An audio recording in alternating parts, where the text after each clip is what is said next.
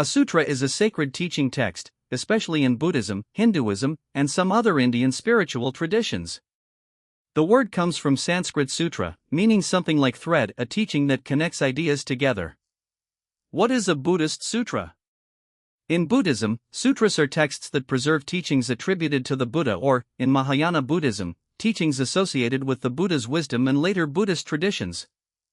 They can teach things such as compassion and loving-kindness, wisdom and understanding, meditation, impermanence, non-attachment, the nature of suffering, how to develop a peaceful mind, the path toward awakening.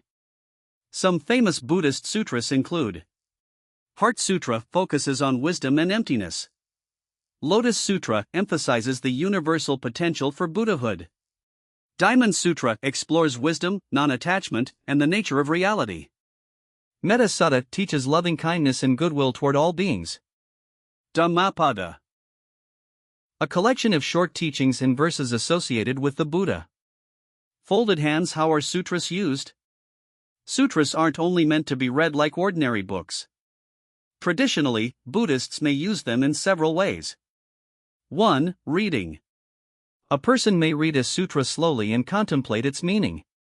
For example, someone might read a teaching about compassion and then ask, how can I practice compassion toward people today? 2. Chanting. Many Buddhist communities chant sutras aloud, sometimes together as a group. The purpose isn't necessarily to understand every word immediately. Chanting can help with concentration, mindfulness, reverence, and memorization. 3. Meditation and contemplation. A short passage from a sutra can become the focus of meditation. For example, teaching reflection meditation practice. You read about compassion, reflect on it, meditate on it, practice compassion in everyday life. 4. Prayer or devotional practice. In some Buddhist traditions, reciting particular sutras is part of devotional practice. The emphasis and interpretation differ considerably between Buddhist schools. 5. Study. Sutras can also be studied like philosophy or spiritual literature.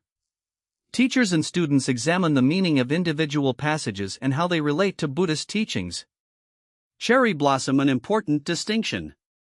A sutra isn't necessarily a prayer in the same sense as a prayer in many theistic religions. Depending on the Buddhist tradition, reciting a sutra may be primarily about remembering teachings, cultivating the mind, developing wisdom, expressing devotion, or creating conditions for compassionate action. And different Buddhist traditions use different collections of texts. Theravada, Mahayana, and Vajrayana Buddhism don't all treat the same texts as their central scriptures.